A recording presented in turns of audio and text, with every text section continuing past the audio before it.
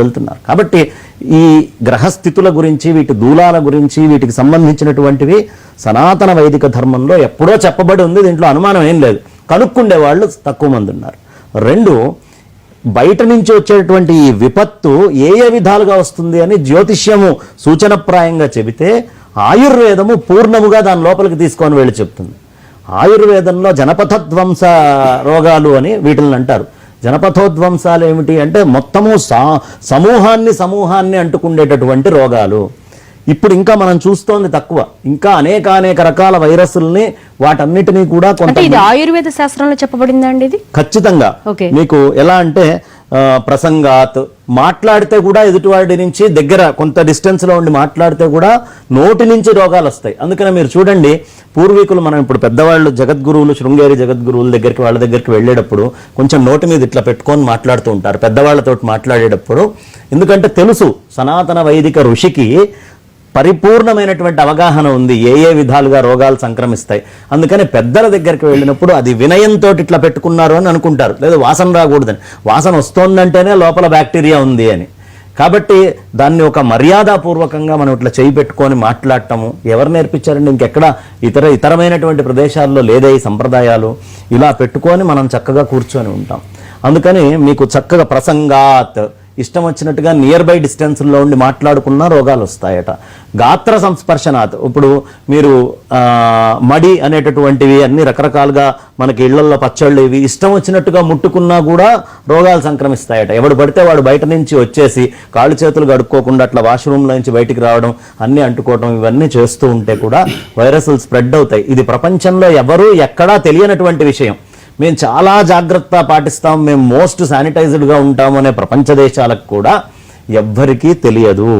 మన భారతీయ ఋషి మాత్రం నువ్వు బయటికి వెళ్ళొచ్చావా, కాళ్ళు కడుక్కో, చేతులు కడుక్కో, బయట నుంచి నువ్వు వస్తున్నావా, ఇదిగో కాళ్ళు కడుక్కో, ఇంటి గుమ్మం ముందే కాళ్ళు కడుక్కో, కడుక్కున్నాకే లోపలికి రావాలి అని దాన్ని ఏదో దోషంగా ఎత్తి చూపించినట్టు కాకుండా మన పిల్లలకు చెంబుడు నీళ్ళు ఇచ్చి, లేదు మనమే వెళ్ళి చెంబుడు నీళ్లు తీసుకొని కాళ్ళు కడుక్కోండి అయ్యా అని మర్యాదపూర్వకంగా, అంటే ఆచారము తీసుకురావాలి, సైకలాజికల్గా ఎవరు హర్ట్ అవ్వకుండా ఉండాలి.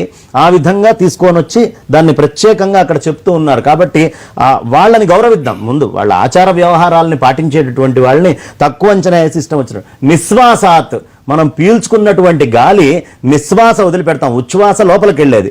నిశ్వాసాత్, నిశ్వాసకి దగ్గర ఉన్నా కూడా రోగాలు వస్తాయి అని చెప్తారు. అందుకే పెద్దగా తుమ్మారనుకోండి, మనకి పూర్వం శకున శాస్త్రం అని చెప్పేవాళ్ళు.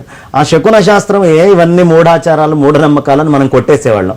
ఏంటి ఆ శకున శాస్త్రం మనకి చెప్పేది అంటే, అబ్బాయి నువ్వు ఏదైనా పని మీద వెళ్తున్నావు, వెనక తుమ్ము మంచిదిరా, నీ వెనకాల ఎవరైనా తుమ్మితే నువ్వు వెళ్ళిపో, అది చాలా మంచిది నీకు. ఎందుకు? తుమ్మినప్పుడు అక్కడ బ్యాక్టీరియా వస్తుంది, నువ్వు ముందరికి వెళ్ళిపోతే ఆ రోగాన్ని అంటుకోకుండా ఉంటావు. నీ తుమ్ము నీకు మంచిది, నువ్వు తుమ్ముకున్నా వెళ్ళిపో, చాలా మంచిది. ఎందుకు? తుమ్మిన ప్రదేశంలోనే ఉంటుంది, ముందరికి వెళ్ళిపో. ఎదురుగుండా ఎవరైనా తుమ్మితే వెనక్కి వచ్చి కూర్చొని వెళ్ళు. ఈరోజు కరోనా వచ్చాక ఇది చెప్తే అర్థమవుతుంది జనానికి, కానీ ఇది ఆచారంలో మన పూర్వీకులు పెట్టారు. ఇవన్నీ మూఢనమ్మకాలు, తుమ్మితే ఏం నష్టం నాకు కాదా అంటే అవ్వచ్చు, పని కాకపోవచ్చు, కానీ అక్కడ వైరస్ అనేది ఒకటి స్ప్రెడ్ అవుతుంది, కొంత బ్యాక్టీరియా అనేది ఆ ప్రదేశంలో వస్తుంది. నువ్వు పని మీద వెళ్తున్నావు కాబట్టి వెనక్కి వెళ్ళి కూర్చో. ఇంట్లో తీరిగ్గా కూర్చుంటే ఫోన్లో ఏదైనా అయినా ఏమన్నా అనుకోవచ్చు. నువ్వు బయట పని మీద వెళ్ళేటప్పుడు ఇలాంటి జాగ్రత్తలు తీసుకో. వెళ్ళేటప్పుడు వేప చెట్టు కింద పడుకో, చింత చెట్టు కింద పడుకోకు. ఇవన్నీ మనకి పూర్వం చెప్తూ ఉంటారు. ఇవన్నీ ఏమిటంటే సంస్పర్శనాత్, ఒకదానికి చాలా అనుబంధమైన దగ్గర సంబంధాలు ఉంటాయి.